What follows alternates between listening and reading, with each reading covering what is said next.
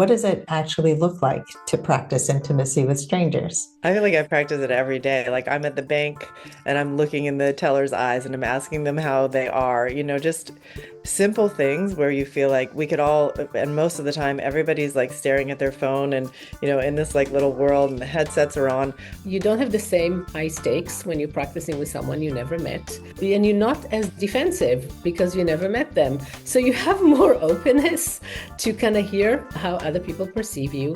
And you have a lower stake in practicing tools that then you can use in your romantic relationship. This is episode number 659 with Danielle Harel and Celeste Hirschman. We are going to be talking today about intimacy, how to increase intimacy in your everyday life. Hi, everybody. I'm Sandy Weiner, and welcome back to Last First Date Radio, where we believe it is never too late to go on your last first date. And to support you on your journey to lasting love, I've written 3 books: Becoming a Woman of Value, How to Thrive in Life and Love; Choice Points in Dating, which is a guidebook to make healthier decisions in every aspect of dating; and finally, Love at Last. And that is a book of true stories of people falling in love later in life. All 3 books are available on Amazon for Kindle and paperback and Audible. Before I bring my guests on, I want to invite you to join my Facebook group. This is for women over 40 who are looking for a positive place of support. It's a free group. It is a supportive group. It is unlike every other group out there, and it is called Your Last First Date. So join us there. And now for my guests. Danielle Harel and Celeste Hirschman are the co-founders of the Somatica Institute. They revolutionized intimacy and relationship coaching with their experiential Somatica Method. They've trained over 1,000 coaches. They have authored 3 books, like myself, and they've inspired countless people to embrace vulnerability and rediscover desire. Welcome to the show, Celeste and Danielle. Thank you so much for having us. Yeah. I'm excited about this topic because I think people really don't understand intimacy. They don't understand what intimacy looks like outside of a romantic relationship. So let's first define intimacy, and just in general terms, if you can define the word intimacy and how you see it. Oh, that's basically all I think about. So I was just doing this lecture for our training last week. And to me, intimacy is like intimacy with self first, right? Like we need to know ourselves and accept ourselves and really let ourselves, even the parts of us that we don't, that we feel ashamed of or embarrassed, we have to actually like connect with and accept and deepen into so that we can see how we might be like our strengths in intimacy with others, our challenges in intimacy with others. So I feel like a deep acceptance of self and then a deep acceptance of others and a willingness to show up fully as yourself. So there's kind of like self, other, and then within other, there's like acceptance of self and acceptance of other. And, a lot of times I think we get very uncomfortable with some of the ways other people are, and we don't want them to be that way. So it's hard to be fully intimate, or we're embarrassed of some parts of ourselves. But when we bring all of those pieces together, we can have deep intimacy in our day-to-day lives. I like that. Danielle, do you have anything to add to that? Yeah, I think so that's the fantastic definition. And then I just want to add that I feel people that are really missing out on the opportunities for intimacy if they're just thinking about intimacy as something that happens in romantic relationship, because intimacy is I look at intimacy as such a like, why do we live a life for? This is like, this is like what really enriches my life for sure. And just like this connections that I have with all people in my life can build my bank of joy and fullness. And my lens is the intimacy lens as well, because this is the place that I'm just like, okay, that feels really good. I feel really connected, and it feels really good to have this like interaction with different humans in my life. Celeste, you mentioned shame, and I work with many people who it's so clear that they're still carrying so much shame from childhood, from past relationships. So, it's easy to say we need to work through these things, we need to uncover and heal a lot of these parts of ourselves that we're not so happy with. But how do we begin to do that process? Sometimes there's things that we're ashamed of and they won't ever change. I think we have this idea that as soon as we figure out something is not like something inside of us is challenging, now we know we have to change it? And that's what I mean about acceptance and when we do de-shamifying, like some things, when you see them and learn about them, you can make all sorts of incremental changes and massive changes around. For example, my attachment trauma, so many changes, right? Does it still come up? Yes. Will it always come up? Probably not at the same level that it did before. So it's like if I beat myself up and I think, why can't I get over this? I'm shaming myself. And when when practitioners go out in the world and they're sort of like, oh, that's not healthy or you need to do it this way. It's like people just go, we start to hide because we would think, well, I'm supposed to be more perfect, more enlightened, more capable than I actually am, instead of really accepting some of those challenges and we don't know if we're going to make all the progress on them. It's a process, right? We make the changes, but that doesn't mean that it will never happen again. And I think accepting that we're not completely erasing our past or our attachment wounds, they will come up. We still might be attracted to certain people that are bad for us, but we have tools and we have coping mechanisms and strategies that help us. Yeah, definitely. And sometimes like I feel like for me, like my wound is very much about intimacy with self, not so much intimacy with others. I grew up with a lot of shame around like my body, and that was like I call it the garbage bin. Like everything didn't go well, jumped into my body. And I feel like for me, intimacy created like such a beautiful place that reflected, like people in my life have different mirrors and they reflect different parts of myself and help me love my body in ways that I didn't learn growing up. So I kind of like intimacy can also be like, something that elevates you and not just you don't have to show up perfect for intimacy. You can be yourself and let other people also lift you and help you be more in love with yourself. So it's kind of like a dual, it's a two-way street. It's not like you have to be all together by yourself and then show up for intimacy because we'll never stop growing, right?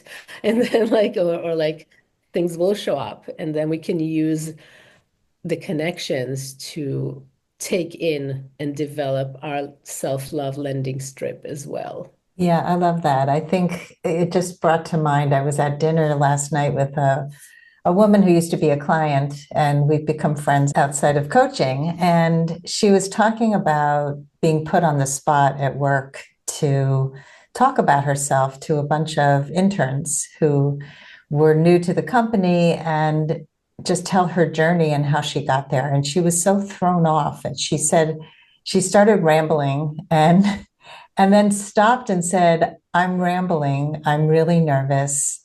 I didn't expect to share this today. And I said to her, that was fantastic. Like, I said, you were vulnerable. You shared how you felt. And she said, yeah, people came up to me and they said, we appreciate your vulnerability. I said, yeah, that's really essential. So, like, even doing it in a work setting like that and just saying, I was really nervous. I'm going off on a tangent. I'm going to stop talking now. I would be able to relate to that much more than somebody who's trying to be perfect, right? And so I think it gives us permission to be human and to make mistakes and not expect from ourselves perfection, but give people permission not to feel like they have to be perfect as well. I agree. And it's so rare, especially in leadership, for people to actually show up that way and say, I'm not perfect. But it also gives people permission to be themselves and be not perfect and actually be honest, which is, Yeah. that creates a lot better work environment. Yes. And it's a fine line. Like you don't want to always be imperfect and making mistakes because then you're not leading people. But it's that, we make mistakes and we are in general pretty together. I think people sometimes get confused because, like, you look online and you see people in social media who are just always like crying and sharing all their wounds. And I personally cannot watch any of these accounts because it's like you're a victim, you need therapy. This is not therapy. But for so many people, they relate to it. And I get it, but I would much rather see somebody who's actually teaching something about healing and, like we're doing here, how to how to heal your wounds and how to be more comfortable with intimacy in all parts of your life. I just feel it is a balance. I think there's a lot of teaching that can happen from a place of vulnerability and from a place of, talking about the process. It's kind of like a very delicate balance between the um, leading with kind of like I know it all as opposed to leading and I'm going through things as well. And you, if you're my student or if you are my client, you also impact me. And I think in Somatica, we developed this like mutual vulnerability stance that really helps people kind of feel like, wow, like I don't have to be put together all the time. I can be like myself and I can share vulnerably. It doesn't mean that I'm not like, it doesn't, I feel like people have this dichotomy between like I'm either all together or I'm completely a mess. And I think like we can have our feelings and we can still lead with strength and vulnerability. And I know like Yes. like the difference between being empowered and being a victim to me is like if I'm sharing my emotions and I'm crying, for example, with a partner, I'm not saying like you did this to me and you did this to me and why did you do this? I say, firstly, when I share deep feelings, I'm gonna cry. So I kind of like prepare them for my emotions and like you don't have to do anything or fix it or save me. And then I say, when this happened, this is how I felt. And this would be something that would be helpful to me right now, right? To me, that's deeply emotional, but totally in my empowerment and agency. And not only that, but like helping someone else learn and grow how to be in connection with someone when they're having feelings. So, part of Somatica actually is like teaching people how to show up intimately while you're in intimacy with them. And we do it with our clients, and I do it in my dating life as well. That's a great distinction. I grew up with a lot of victim tears in my family. Oh, poor me, and why I got fired. They're horrible people, and everybody else was the problem. And so I was really uncomfortable with crying for most of my life. And my kids were the ones who said to me, Mom, we never see you cry. You're like a rock. And they wanted to see me show emotion. And I didn't feel comfortable with it for a long time. So it is important to make that distinction that crying, anger, all of these hard feelings are important to express, and a lot of people are afraid of them. It's not so much about the feeling that are the issue. It's more about whether you are able to look at them and take responsibility as opposed to, and I think it is confusing. I think people are very confused about what is this vulnerability? Is this a good thing? Is this a bad thing? And I think like when you are having feelings and sharing them in a vulnerable way, but also without blaming and taking responsibility for it, you are able to kind of show up fuller. And that's where leadership is because you teaching people how to support you in those moments and you're learning how to support them in those moments. So it's really kind of deepening the intimacy. Let's take a quick break to hear from our sponsors. This episode is brought to you by Amazon Music Unlimited. You can listen to over 70 million songs and thousands of playlists and stations. Plus, you can now stream your favorite podcasts like Last First Date Radio. You can listen to any song, anytime, anywhere, on any of your devices. Get Amazon Music Unlimited for free for 30 days. Just head on over to getamazonmusic.com/last first date to learn more and claim this offer. What does it actually look like to practice intimacy with strangers? I feel like I practice it every day. Like I'm at the bank and I'm looking in the teller's eyes and I'm asking them how they are, just simple things where you feel like we could all, and most of the time everybody's like staring at their phone and, in this like little world and the headsets are on. But I've been walking around lately and people have been like greeting me and smiling and asking how I am. And I'm like, oh, what's happening? Something good is happening. And then of course in our work, we actually teach intimacy while we are in intimacy with people. And when they first walk through our door, they are a stranger to us, but we start with that open-hearted stance of like, let's feel what it feels like to be here together, just you and me as human beings. And then what is it that you don't know about intimacy yet that would help you have better connections with people? That's kind of how I start with any first session when they walk through my door. I really want to add to this because I think the concept that we're having, it brings us back to this like very like we only do intimacy with romantic partners. And I think it kind of stands in a way because like we can practice intimacy with every person in our lives. And you feel like in that place of practicing intimacy, and again, we are teaching a training that teach people how to do that, like how to actually uh, be in intimacy and then everyone is practicing that with people that they never met before. And there's something very powerful about it because like if you are, like you don't have the same high stakes when you're practicing with someone you never met.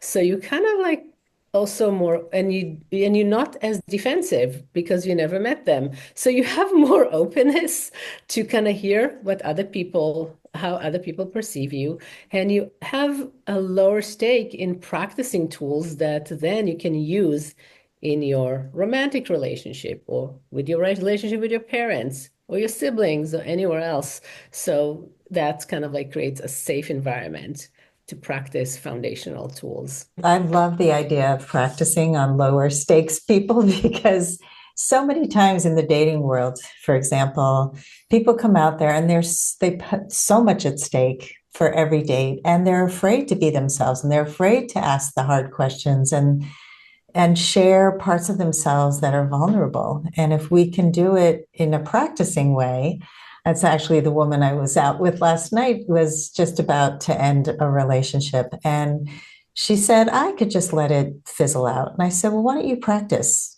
speaking honestly to him? Like, why don't you really share how you felt when he said he was going to call and never did? When he did that a few times and it wasn't okay, and that it's really important to you to be with somebody who's consistent and has follow through. Like, that's great practice to let somebody know how their actions felt and to do it with compassion and kindness and to let them go.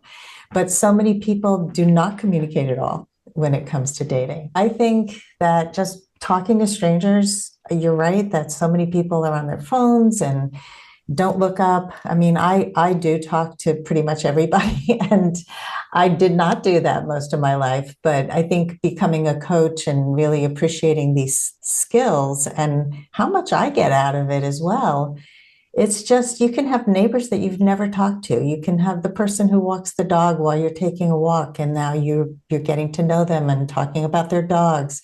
I was at a store and the guy was taking down my emails so that I would get a discount at the store in the future. And it says life coach in there. So he goes, oh, you're a life coach? What do you coach? I said, dating and relationships. He goes, I have a dating problem.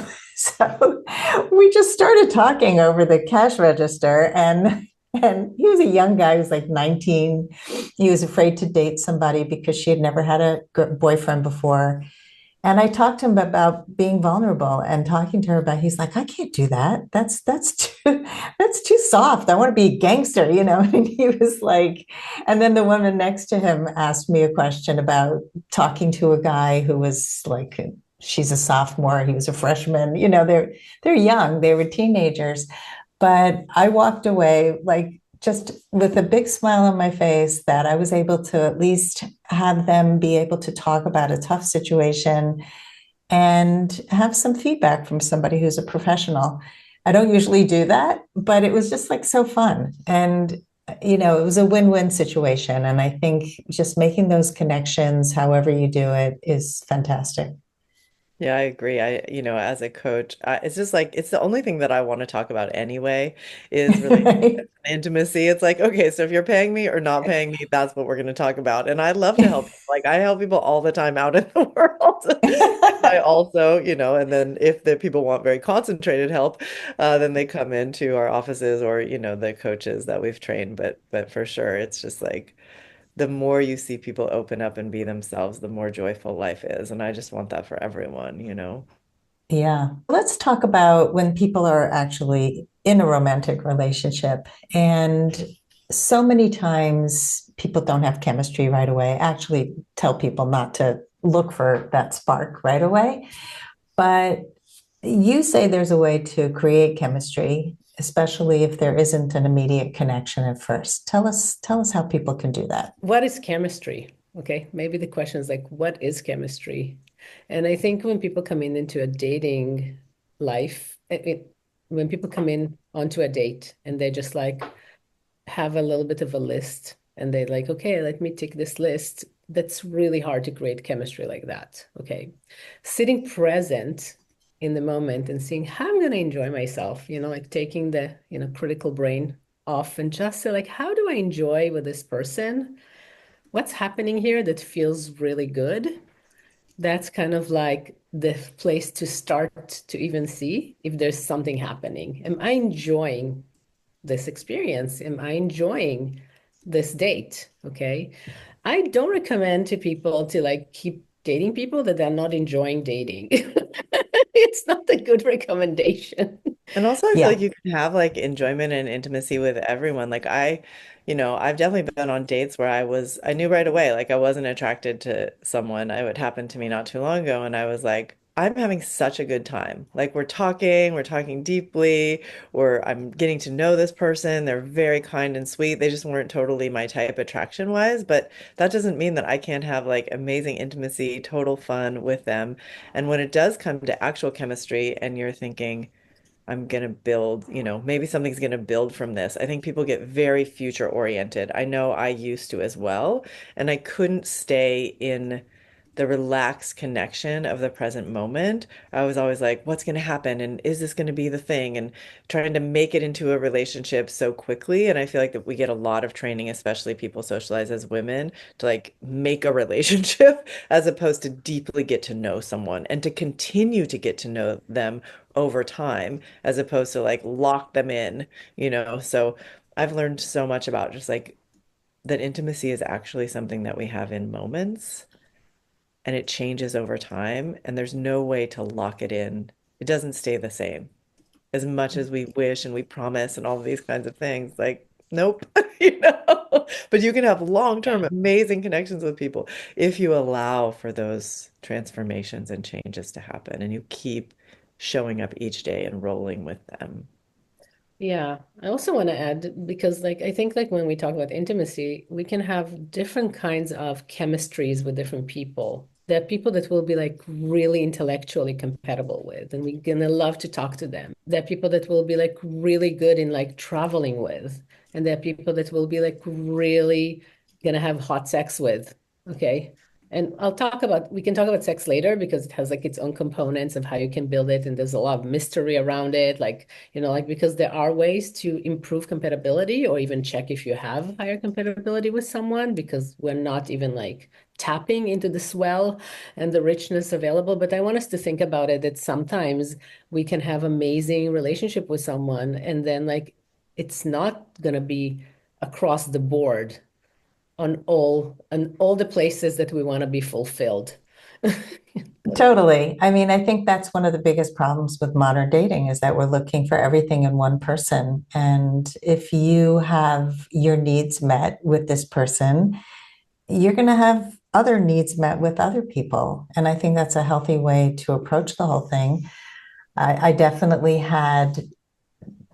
did not have an intellectual chemistry with my ex-husband. I had other chemistry, but I had outside sources all the time for the things that were missing. And it got to a point where there were so many outside sources that my marriage ended.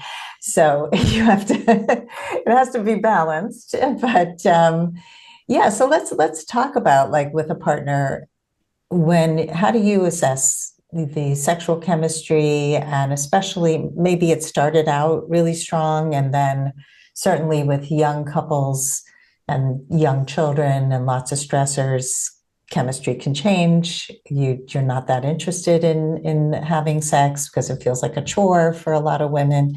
So what do you recommend some steps that people can take to generate more of that in their lives? Yeah, I think it's so important to start with the reality that sex doesn't just happen spontaneously. After you're like, well, firstly, when you're dating, you're planning for sex. Like that's what a date is, if you've started to have sex with the person. And then in life, we just sort of imagine, okay, sex is just supposed to happen spontaneously, and it's going to be like it was when we were younger. And we don't ever have the deeper conversation about what turns us on and why and how we can give that to each other and whether what turns us on actually matches well or is completely opposite. Like I've definitely had people in long-term relationships come in and it's like two people who are into power play, but both of them are bottoms, or two people who are into power play and both of them are tops. And it's like those cause specific issues, you know? But if you've never had the deeper conversation, that it's very hard to maintain chemistry in long-term relationships. You can,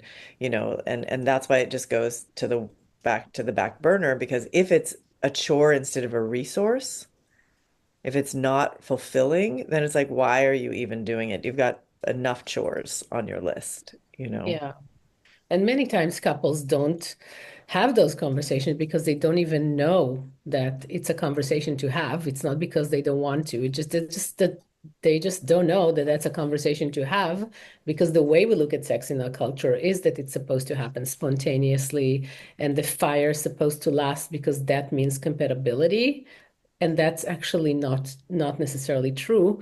Sometimes it's really hard to keep fire going in a long-term relationship. It just like doesn't work with the schedule. Fire is much more of like, oh wow, like I'm gonna impress you. We don't know when we're gonna meet. There's a lot of things happening in there, and like becoming familiar and having like living together and doing things together makes the spontaneous fire go away many times. Not always. I did know people that were like naturally very compatible, did not need to do a lot of conversation about it, and they're like naturally met. That's like 3% of the population. Let's be real, okay?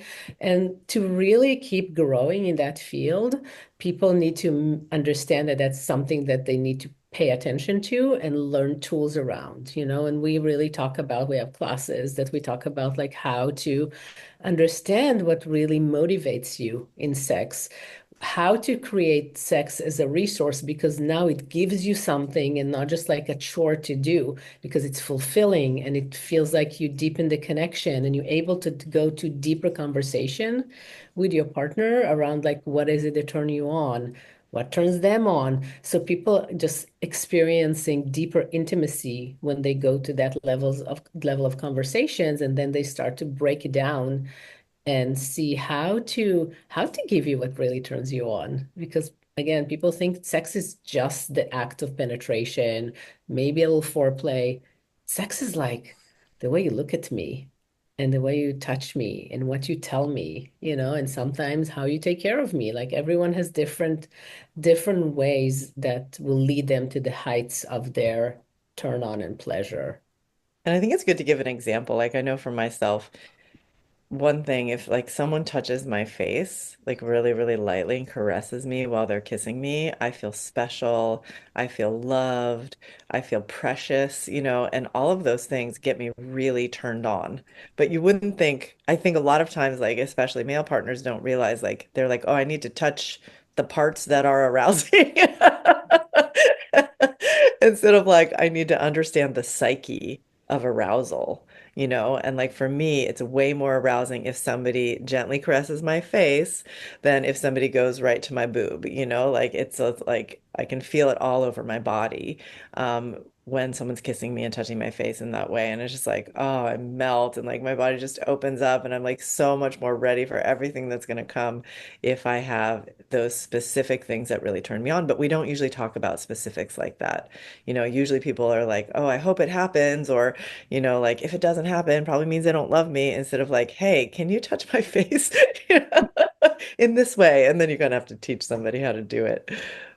Yeah, that's a good example. I'm thinking of a show I just finished watching called Dying for Sex. Did you see Oh, that? what a great show. So Wasn't fantastic. it Amazing. Yeah. I just amazing? started it, so no spoilers. Okay, no spoilers, but just what I will say is for anyone who doesn't know, it's on Hulu and it may be on another channel as well.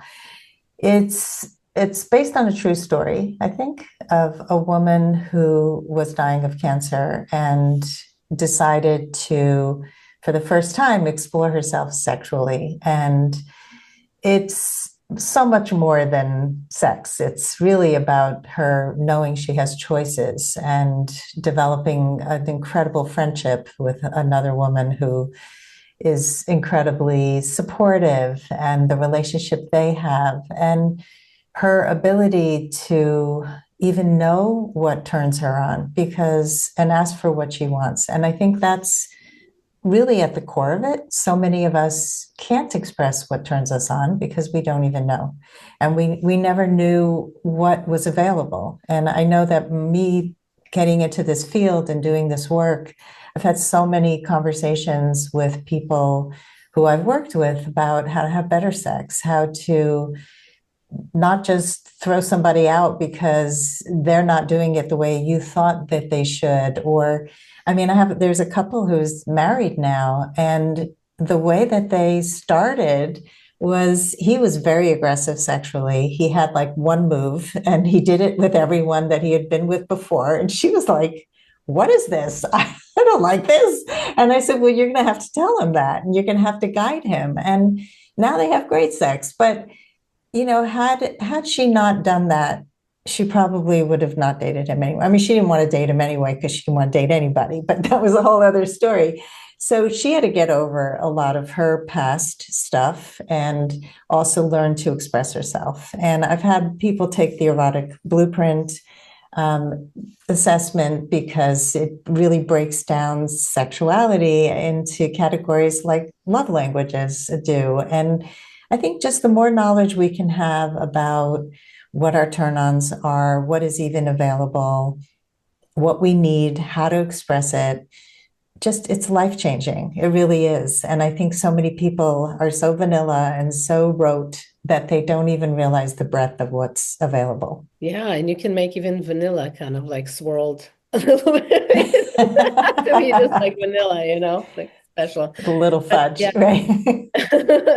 I think, and you're right. Like I think people don't know, and many times when partners ask, I think especially people socialize as women, are still told kind of like that sex is not for them, and they kind of don't even know where to start exploring. So, giving people ideas of how to start exploring, and also helping them remember or helping them see that it's on them to kind of like keep their pilot light on and kind of stay immersed in what turns them on and not just like wait for someone to bring it to them is really important. And again, we developed a series of classes to really help people see different kinds of menus, like here's a romantic movie, here's a passionate movie, here's like, and it's just like, and that's how you do it. These are the words that come with this, the energy that comes with this. This is like the moves that come with it to really help them say, oh, I like that, or no, not so much, like kind of help people kind of have a bigger palette to choose from. Like what's on the menu? I'll have a little bit of this and a little bit of power play and a little bit of romance and a little bit of spiritual sex, like the whole combination and we can pick and choose all of those different types and for us to like break down, okay, what are the different ways that we can interact erotically and how do they land for you? Because sometimes people don't have that menu at all.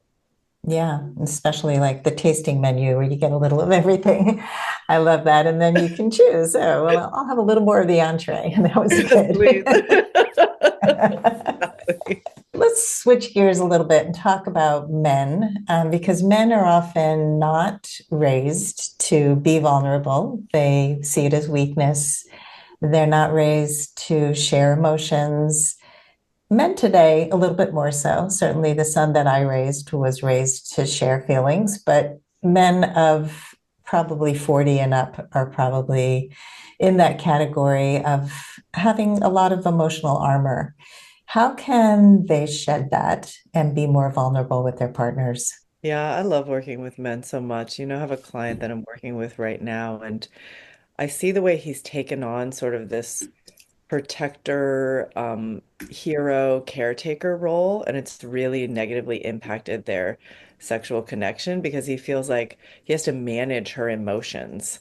And I'm like, that's not an equal partnership. Like like maybe she just needs to have lots of feelings and you don't clean it up for her, Because I do feel like the other side of the fairy tale is this sort of like rock and this handsome prince and this savior from all of the pain. And then they don't ever even get to feel or express their pain or their fear or their uncertainty. And so when I help them step back from those roles and start to feel who they are in connection and to be vulnerable with their partners and to let like whatever response that their partner has to that, like to let their partner learn how to take care of themselves in the face of it feels so important and not to panic when feelings come into the space. I'll literally practice like being an emotional woman with a man so that he can tolerate it. And instead of jumping and saving, he feels his response to it. And I think that's a really important piece is to like, okay, that's what's happening over there. What's happening in me? To bring them back to themselves a little bit more. And even if the only word that they have is sad or happy, then they've started somewhere. You know what I mean? It's just like the same menu, but now it's a menu of feelings. And you have to like populate the menu. Okay, so you feel sad. Is that like a hurt feeling or like a loss feeling? You have to get to the deeper level, but sometimes it has to be broken down in those very small chunks because they haven't like interrogated their own inner emotional world, and they don't have a menu in the same way women don't have Yeah. a menu. I also have seen women who are very strong who are almost seeing men as projects and uh, don't allow for the vulnerability because they see them as somebody to fix, which is usually the men's role. But I've seen a lot of women do the same thing to men and just, I need to manage you because this part of you is out of control. And it's really damaging. And I'm working with a few couples where we've changed the dynamic and had her see the result of her trying to hypermanage him and him stepping into his autonomy and his self-expression. And so, I think it isn't so binary that all men do this and all women do this, but it is more common that men feel uncomfortable around big emotions, and women are the ones who have bigger emotions, right? So I love how are you helping men to not just name the emotion, but first of all, to be comfortable and sit with somebody else's emotions, but to be able to name and then not just name their emotions, but look at what's underneath that emotion because we don't always have that clarity of the vocabulary, the emotional vocabulary. Yeah, I also feel like I've worked a lot with women who felt like the men in their life supposed to know how to support their emotions, and that's definitely like kind of mostly doomed to fail because men were not socialized to deal with emotions, and there is a lot of upset and expectations of their partners to hold their feelings, and I think for women who had more experience with emotions, I think it'd be much more helpful if they could just like help their partners hold their feelings by like telling them, okay, like when I have this like big feeling, it's not about you. Like taking like there's so much panic because men, I work with so many couples and the guy just wanna I just he just wanna be good for her. He just wanna do it right for her, And it's like yeah, like first, like work with him about like it's okay to be able to handle the intensity of emotions and like growing resilience around that, and to feel like it's not just his responsibility, but also to help the women come and say like, hey, and we're just like generalizing across the gender spectrum. It's just because of socialization, but to help the women break it down and say like, like when I have this feeling, you don't need to feel like immediately responsible for it. What if you just like listen to me? and understand that I need to offload, but that doesn't mean that you've done anything bad. I just need to offload and for you to empathize. And then say, empathizing with me will look like, just like really maybe saying something about how you think that I felt and giving him words to help be effectively empathetic. And that's like, I think it's a training that's kind of necessary anyway between couples or people that like hang out together to see how they react and how they respond to each other and what they actually need more. With my work with Celeste, like, we've been together for 20 years and we had to see like what each of us need in our dynamic, right? Which is kind of like a work dynamic, right? Like how we each need to be related to first in order to be able to de-escalate our emotions, So I need like way longer time of empathy. Yeah, that's how you can have a business partnership for 20 years. You actually talk through those feelings. We are in relationship with so many people, and being able to express what you need, what it looks like. I remember when I first started this work, I started with my parents. When I say this and you respond in this way, this is how I feel, and here's what would work better for me. Is this something you can do? Like very clear. Because I remember, like, even just don't feel this. That was a big thing in my family. Don't be worried. Don't feel sad. Don't feel. And I had to say, it's okay for me to feel these feelings. Like, I want to feel worried. It's a normal feeling before I start something new. And what would be helpful to me would be, I believe in you. You got this, like whatever it is that will be important to me. And I've had work relationships where, somebody isn't doing something, and then I can find myself thinking, well, she should know better. We have these ingrained ways of thinking that we have to stop doing. This whole mind reading thing, it doesn't work in any relationship. You can be as clear as possible with everybody, and your life will be so much better. Just like, I know my Yeah. dad was very constructively critical, and I was like, at one point, I was like, hey, listen, Dad, I never need your constructive criticism again. Like, the input is done. Like, just tell me how amazing I am. Because it was like, it wasn't helpful. It totally negatively impacted our relationship because he had a critical brain. Everyone was an idiot in my dad's mind. And so, not me, but like, he always went to the critical voice first. And it's like, just stop. Like with me, it's only positive from here on out. And he did it. He like changed, I was like, no wow, criticism. yeah, If you criticize me again, I'll just hang up and we can start the call some other time. yeah. And it really worked. And it didn't have thought occurred to me before to actually just set that boundary, and that sometimes we need to do that. And sometimes it takes people a while to learn our boundaries. They mess up, and we can be gentle and forgiving, but we also need to be clear. We need to take care of ourselves first. And if somebody does make those changes, that's the bonus. Yeah, it was a pleasant surprise for sure. Yeah. Yeah. What are your final words of advice for anyone who wants to go on their last first date? Well, when I think of like empowered dating and how I used to go on dates and how I go on them now, like I used to go on dates thinking I was marketing to someone's needs, someone else. And now it's like, is this person interesting to me, sexy, like interested in me? So I like completely reoriented around, are they giving me what I need and what I want, as opposed to like, am I marketing, whatever I think it is that they need? And like everything changed when I started to do that, because it's like I can't be someone else than myself. So I need to find someone who works with me, and I'm much more vulnerable and clear from the beginning about who I am and what I want. And it makes for way more intimacy early on in connection. And it gets me so much more of what I want. Yay. And what about you, Danielle? Yeah. I think just like to add to this, yeah, just like the importance of really enjoying every moment that you are having, and then like, there will be disappointment, but kind of like really enjoying the experience and not just shooting for the end of it and kind of like saying like, am I enjoying it now? Does this feel good now?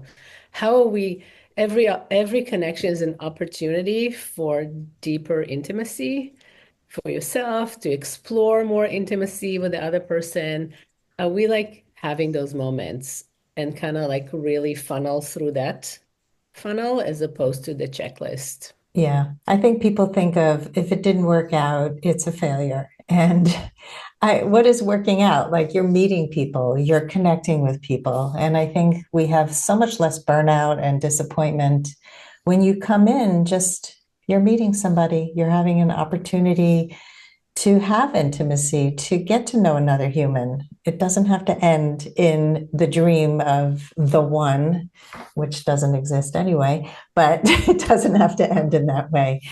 This has been a wonderful conversation, Danielle and Celeste. Can you share with us how people can find you? So if people want to become coaches, we developed the Somatica Method, and you can find us on somaticainstitute.com.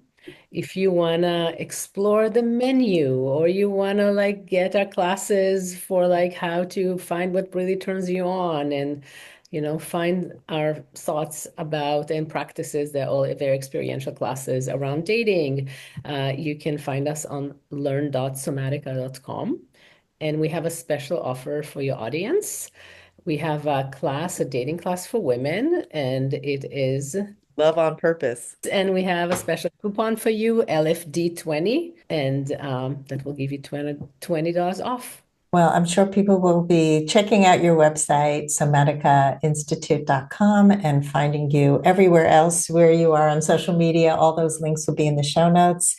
Thank you so much, Danielle and Celeste. This has just been a very intimate conversation. I really enjoyed it. Thank you so much for having us. My Thank you, Cindy. pleasure. It's been fun. Thank you.